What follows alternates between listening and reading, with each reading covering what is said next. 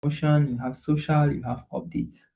Sometimes it knows where to send some mails to promotion, knows where to send some mails to social, knows where to send some mails to updates,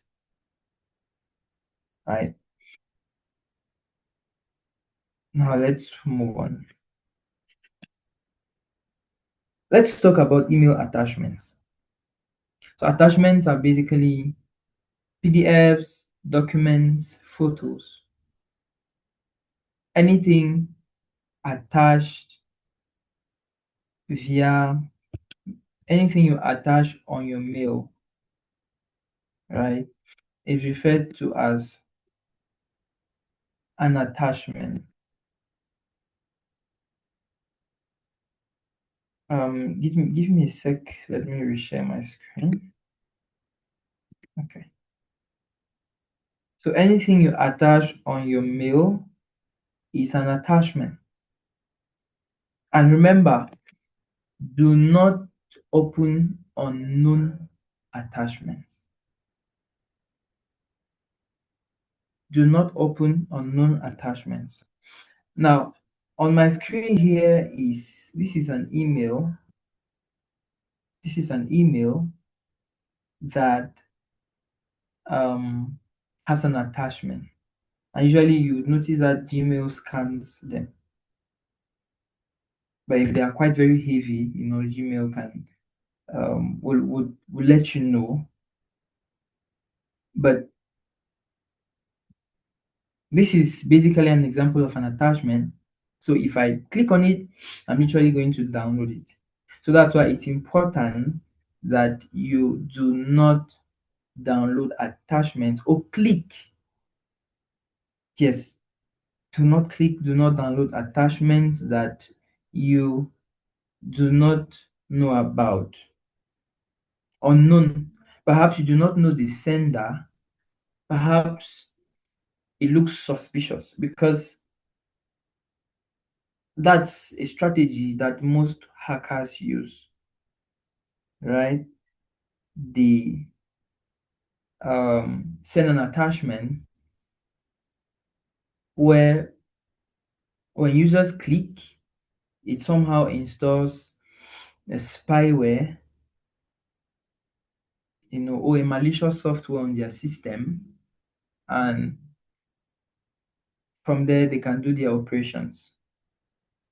And throughout the history of hacking, I think most of the successful operations have been through this method of you know sending a message or a mail, and then a staff clicks it, opens it, and the entire organization is in a risk, because the entire organization, every staff, they are all connected on the same network, or have a system they all use together.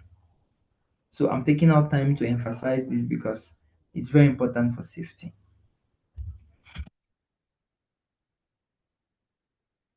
Now, whenever you click on an attachment, you'll be asked to download. So usually on Windows, um, your file explorer will pop up, and then you'll be able to choose a location and download. It's recommended to rename your file before downloading. Very important. Now, in a case where you have to send attachments on your mail, it's quite simple to do, right? Now let's try creating a new mail here, for example, and let's say we are sending an email to let me do full screen. Let's say we are sending an email to Tabo, and then we call it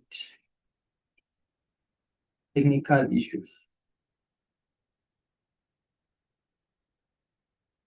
So after typing my beautiful mail, If I am to add an attachment, I simply have to get on this pin icon, this attachment pin icon. I click on that. I choose attach files.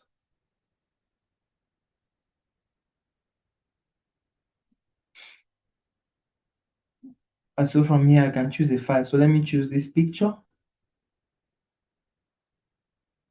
and it uploads. And then I can finish up my mail,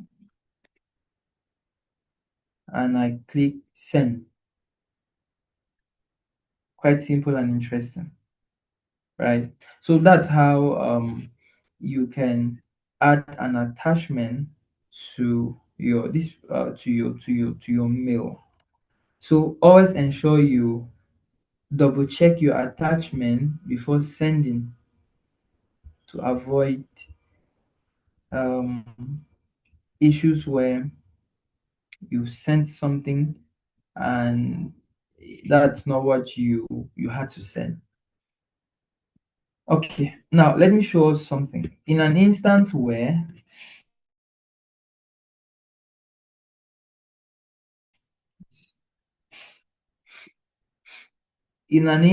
instance where you sent a mail, which we are using here for our case study, um, of course, it encompasses most of the features of other email providers, Yahoo, Outlook, and the rest. Within the split of few seconds, you can undo a mail. I mean, immediately after sending.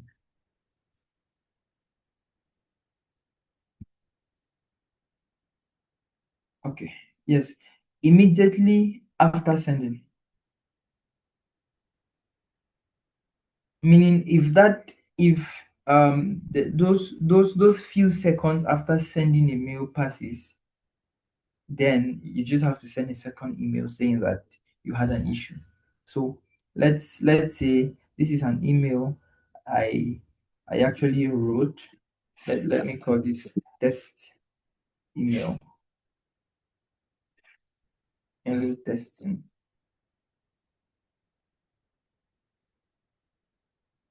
Testing my email. So from here, if I um click on send,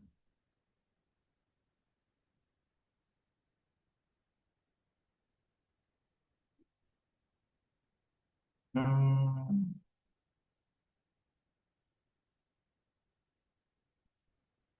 okay, what's the issue? Let's see. Okay, this is it sending. So you can see I can quickly undo, right? Sending has been undone. I mean, split seconds, right? So um so that's basically how you can go around this in case you send a mail without um perhaps the right attachment, or targeting the user you didn't intend to, right? The recipient. Now, let's look at this very important aspect on emails, the reply versus the reply all. Reply versus reply all. Usually, when an email is sent to one or more recipients, or if an email is received with one or more recipients attached, for example, this is our test email. I decided to add other persons, like other Godwills, maybe Gmail, some other Godwills, some other mails, right? And I send this email. Once these persons receive this mail, At the bottom, where we usually have reply, they are going to find reply and reply all. So let me delete this mail and show you an example. So we have this mail here.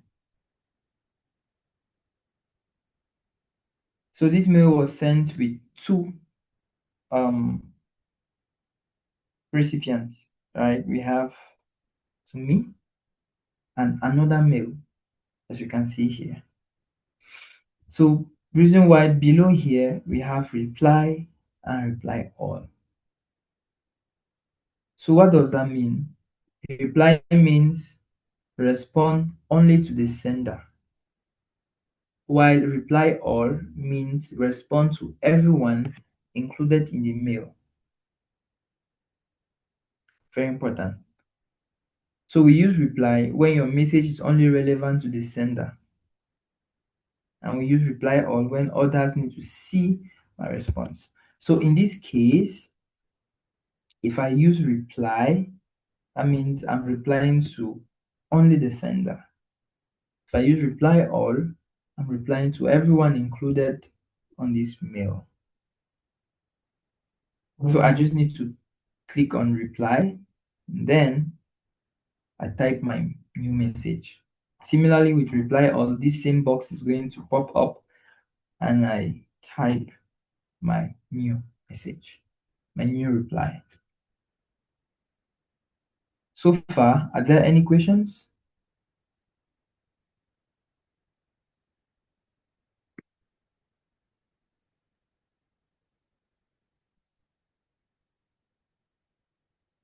Okay, apparently. Okay, thank you so much, Adiola. There are no questions.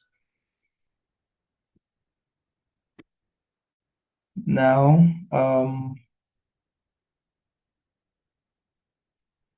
writing professional emails.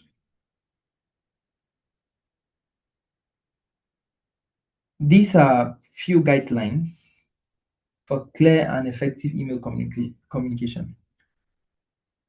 So, in as much as we know that these days we have AI that can craft beautiful and powerful emails for us, at least it's important that we ourselves understand what constitutes good mails, professional mails, so that the day AI makes an error, you would know that, oh, or maybe the day AI doesn't give you a mail, or the day AI gives you a mail that doesn't suit your context, at least you would know what to customize and how to customize it. So usually, professional emails begins with greetings, a polite greeting, and then um, stating purpose, clearly explaining the reason for your mail, keeping it short, be concise, and get straight to the point, and closing politely, like a professional closing with a thank you and regards. So briefly, that's just a sample of a professional mail. Example: Dear hiring manager, I am applying for. Put your job title, put the job title and the company, then excited about the opportunity to contribute um your skills to your team. Thank you, kind regards. And there you can add an attachment. I think this is coming up to support the previous sessions we had when we were talking about using the internet, maximizing the internet for opportunities. I showed you some opportunity websites, some websites where opportunities are usually published, where you can frequently check, perhaps every 2 weeks, every month, just to browse some opportunities. Now, common challenges that people have when using emails.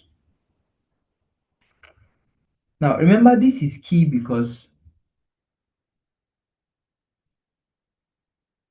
throughout your professional journey, you cannot do without mails. In fact, It's recommended to use one email for your professional things, like for your professional um, operations, right? One mail. Because I've seen some persons change mails as frequently as possible. Today, perhaps they are with this mail, tomorrow, they are with that other mail, probably because they forgot the password for the first mail. We already talked about password management the other day in the previous sessions. I want to believe that Adiola, you were there. But if in case you missed that session, you can check out the recordings. You can always write the group admins to check out the recordings. So some common beginner challenges include forgetting passwords. Now, before I continue, I was saying that once you begin your professional journey, you would work a lot with mails. I just showed you my mailbox earlier. 500 mails. Some people have thousands, because once you begin, getting deeper into the online space, applying for opportunities, applying for jobs, um, doing operations online, making purchases online, using online services, maybe Spotify, uh, creating online accounts, using your email for your banking apps, and so on and so forth. Of course, they they are going to reach out to you via these mails. So you cannot afford to joke with your email. You cannot afford to forget passwords. So it's important that you keep passwords safe and do not forget them. And in case you suspect that your password is not safe, ensure you change your password. It is recommended to change your password um, perhaps every 6 months or 3 months, even every year, very necessary.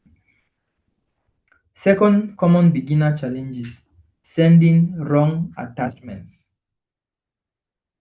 Sending wrong attachments. I just did a demo earlier. Make sure the attachment you are sending is the right one. So make sure you double check the name of the file, because unlike WhatsApp, where you can easily delete a message you did not intend to send, emails my emails also can do same, but not quite as swift as messaging apps. I mean, from both ends. So you must be careful. Make sure you send the right attachments. The next common beginner challenge we have is typing wrong email address. Typing wrong email address. So you must always make sure and cross check that the email address you are typing is correct, or else the mail is going to bounce back. That this is usually in the case of maybe professional mails, but um, if it doesn't bounce back, you know that mail might be wrong for the person, might not be the right mail for the person you intend the mail to go to, you know, but then it's someone else's email. And so you must be cautious. You must ensure that you're typing the correct email. Now, this is a trick, right? This is a trick. Let's say Um, for example, Gmail, if I have to send an email to someone I had sent a mail before to, with Gmail, you just have to start typing the person's name, and from there it's going to autocomplete or suggest, asking, is this a person? For example, once I start typing Godwill, it already recommends, right? So that's another way you can, navigate this. But if it's a mail you're sending for the first time, you just have to copy. So it's important to copy the mail and paste to avoid typing yourself, because if you're typing yourself, you might, do a typing error, right? So usually you just copy and paste. That's good to go.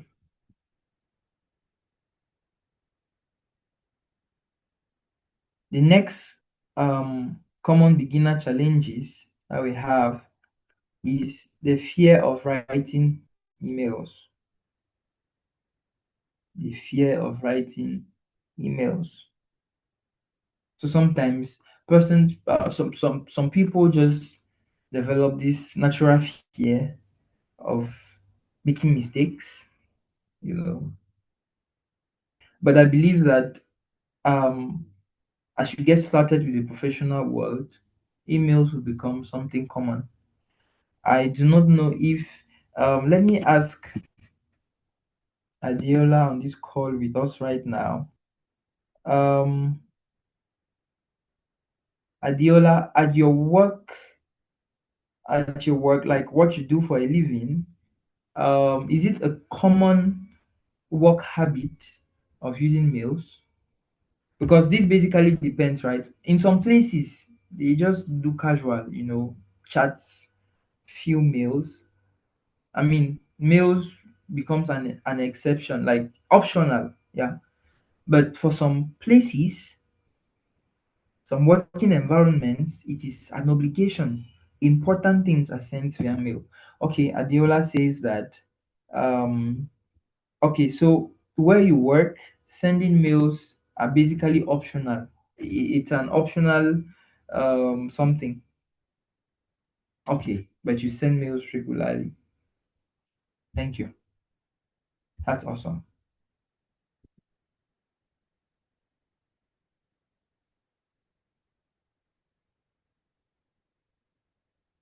Okay, so we are rounding up email safety. So key safety tips to protect yourself online. Number one, avoid phishing emails. Phishing emails. Okay, let's see. Okay, give me a second. Let me reshare my screen. So we must avoid phishing mails. What are phishing mails? Phishing mails are simply mails um, that come with usually an attachment or a link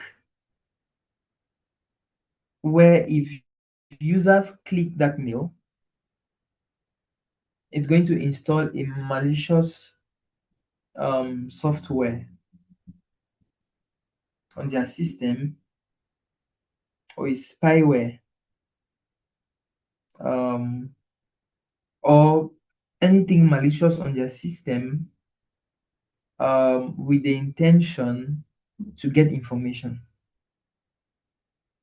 and usually important information, maybe your bank password, uh, or your bank code.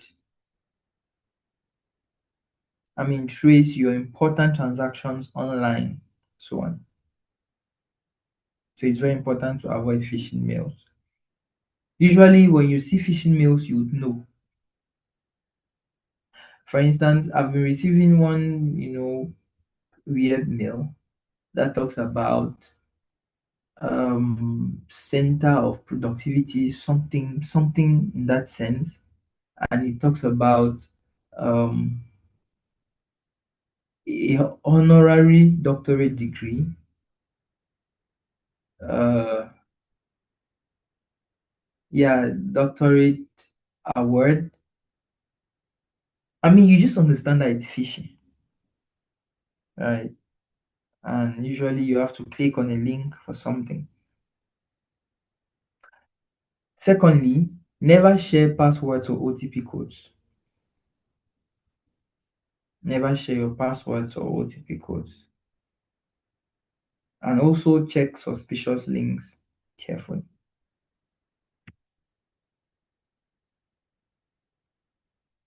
Now, scam email example. So these are some warning signs to protect yourself. I mentioned some of these earlier. Number one, we have suspicious senders. So does this email address look unfamiliar or strange?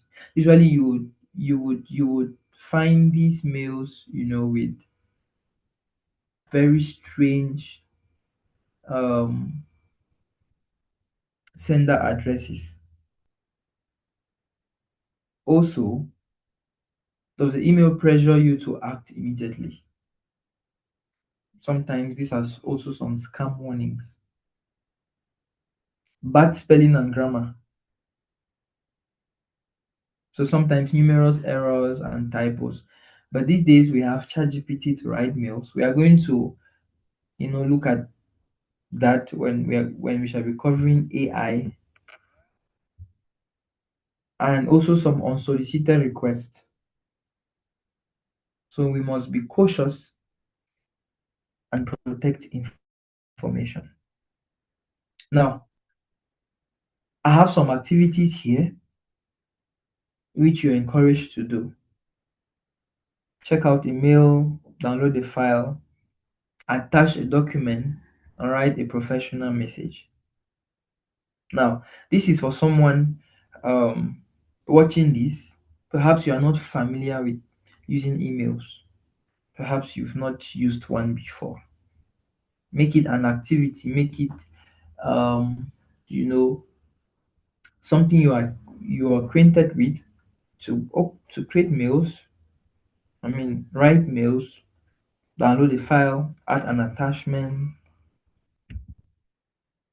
So, in summary, we've looked at understanding your box, your inbox, sending and receiving messages, looked at attachments, looked at professional communication, looked at online safety.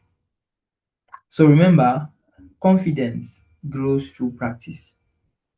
Take your time, ask questions, practice regularly, and you'd become comfortable with using emails and other forms of online communication. So, as closing activity or as practice tasks, um, you're expected to send a test email to yourself or to any other person, attach a document to your mail, reply an email using reply and reply all, draft a professional email to a friend, and if you can find one, identify a scam email example. Um, Mr. Success or Mr. Abraham on this call, there's a recent scam alert that I put out, on my WhatsApp status. There's this message. I think this is the latest from these guys.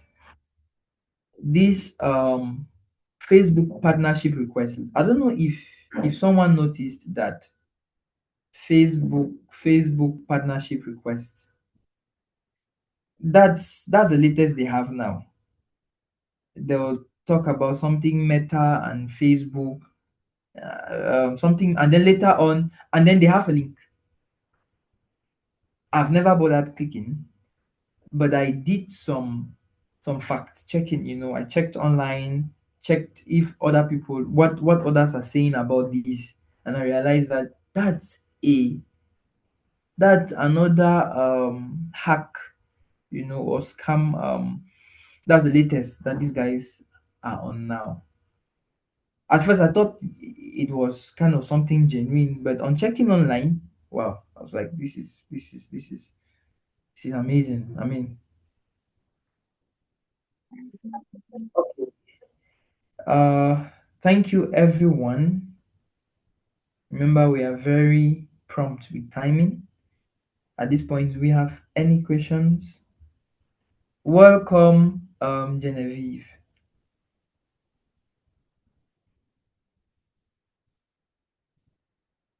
Oh, okay. Yes, please go ahead, Adiola. You can ask your question. Yeah, good evening, sir. Yeah, well done. Thank you. Well, really appreciate it.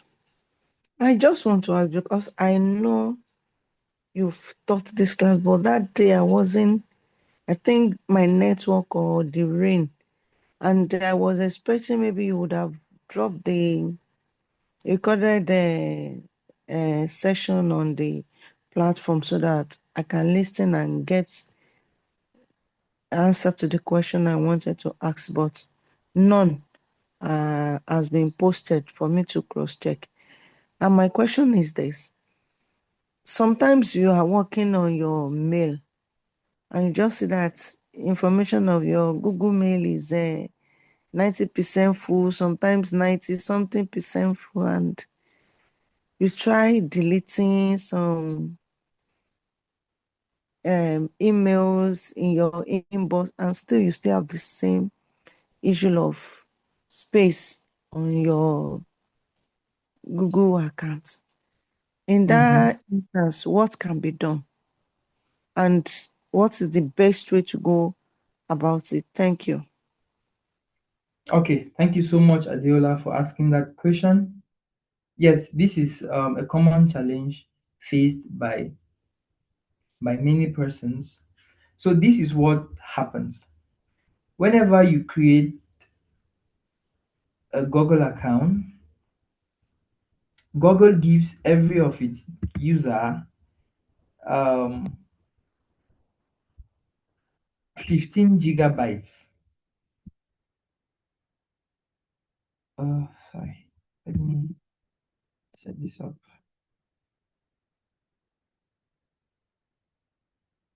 Okay, sorry, let me reshare my screen so that I show you exactly what I'm talking about. I think it should be on Drive. Okay, okay, let me share my screen quickly and show you what I'm referring to. So usually whenever you create a Google account, Google gives every new user 15 gigabytes storage. And this 15 gigabyte storage is for every of Google services. As you can see here at this bottom left section, this is mine. I've used just 9.68 of 15 gigabytes, right? So this space is being used when you are using Gmail. Remember, sometimes you use attachments. This space is being used whenever you are using Google Photos. This space is being used. This is a space being used whenever you are even on Google Drive. So if you have a notification that your your space is full, probably you have so many attachments via Gmail, or probably you have so many things you uploaded via Google Photos, and sometimes they are being uploaded automatically. Sometimes, you are not even aware. I mean, especially those on Wi-Fi, they are just being uploaded and uploaded and uploaded. So, um, even yeah, so Google Photos, even Google Drive itself, even Google Drive depends on that space. So, Adiola, you just need to check your Google Photos. That's access through photos.google.com. Verify. Are there pictures here that I don't need? Are there videos here that I don't need? Check your Gmail attachments. Are there heavy files? Check your Google Drive. Are there heavy files that I maybe do not need? Because sometimes, especially Windows users, especially Windows users, sometimes your Microsoft, I don't know, for some people, though it's rare, for some people, they just back up some things there on Google Drive. I know there's also OneDrive that's for Microsoft users, but sometimes some due to some setups, things are just backed up on Google Drive automatically. And so these are things you can check out and delete some things you do not need. And sometimes to your mails, let's be careful not to subscribe to um, receiving emails from every online service we use. I mean, we can reduce some because some of these things they fill up our mailboxes and consume space.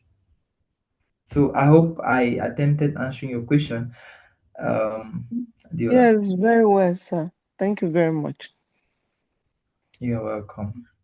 Yeah, Genevieve says I that just wanted to add something. she okay. Okay, yeah. So that so if she decides to subscribe, because at some point, yeah, you might have a lot of things to do and you would need like a larger storage space. So Google provides that for you. Because me currently I'm using the 100 GB storage space, and you are paying about I think about 2,000 naira monthly and about 19,000 naira per year.